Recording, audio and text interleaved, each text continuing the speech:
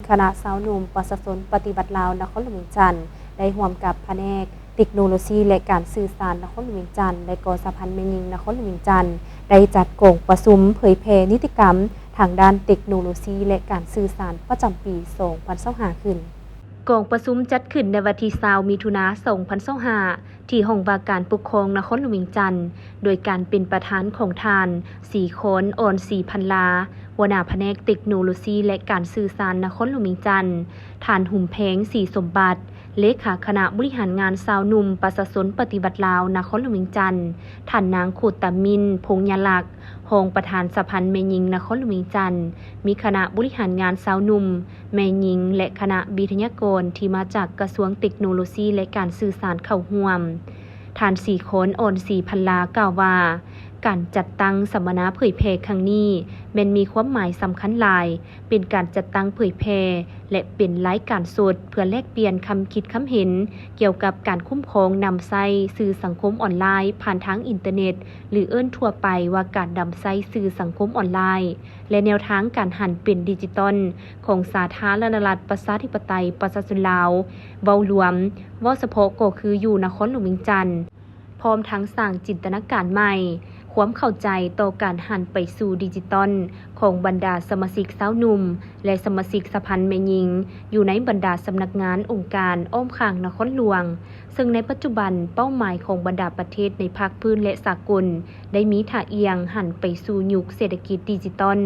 การนำใช้อินเทอร์เน็ตนำใช้เทคโนโลยีสื่อสารข้อมูลข่าวสารการนำใช้ปัญญาประดิษฐ์ AI ต่างๆเพื่อเป็นเครื่องมือช่วยในการพัฒนาประเทศที่มีประสิทธิภาพมีประสิทธิผลและยืนยง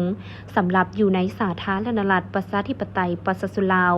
รัฐบาลก็ได้มียุทธศาสตร์การหันเป็นดิจิตอลคือกันซึ่งในการจัดตั้งปฏิบัติผ่านมาได้เฮ็ดให้การพัฒนาเศรษฐกิจสังคมของลาวมีการขยายตัวในลักษณะก้าวกระโดดในนี้พื้นฐานโครงล่างทางด้านโทรคมนาคมได้ขยายตัวกว่าทุกเมืองในทั่วประเทศสำหรับนครหลวงเวียงจันทน์มีสัญญาณโทรศัพท์กว่าทุกบ้านห้อยส่วนห้อยสัญญาณอินเทอร์เน็ตกว่า90ส่วนห้อยใน481บ้านมีการนำใช้อินเทอร์เน็ตเกิน60ส่วนห้อยนำใช้สื่อสังคมออนไลน์กว่า60ส่วนห้อย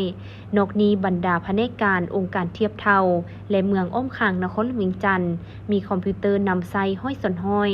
นำใช้อินเทอร์เน็ต87ส่วนห้อยซึ่งเห็นได้ว่าการนำใช้ข้อมูลข่าวสารทางอินเทอร์เน็ตแม้นกำลังเพิ่มทวีขึ้นและแพร่หลายอย่างกว้างขวางสำหรับกองประชุมเผยแพร่ครั้งนี้รวมมี3หัวข้อคือกฎหมายว่าด้วยการต้านและสกัดกั้นอาชญากรรมทางระบบคอมพิวเตอร์ดำรัสว่าด้วยการคุ้มครองข้อมูลข่าวสารผ่านอินเทอร์เน็ตและความรู้พื้นฐานการบริหารรัฐดิจิตอลให้พนักงานสมาชิกสาวหนุ่มสภาแม่หญิงได้รับรู้และเข้าใจต่อแนวทางนโยบายของภาครัฐกำแน่นต่อเนื่องในจิตใจอันสำคัญในการนำเสนอเผยแพร่อย่างถูกต้องนำใช้เทคโนโลยีข้อมูลข่าวสารให้มีความปลอดภัยตามระเบียบกฎหมายที่วางไว้ให้ประกันต่อเวียกงานป้องกันชาติป้องกันความสงบและความเป็นระเบียบเรียบร้อยอยู่ในนครหลวงเวียงจันทน์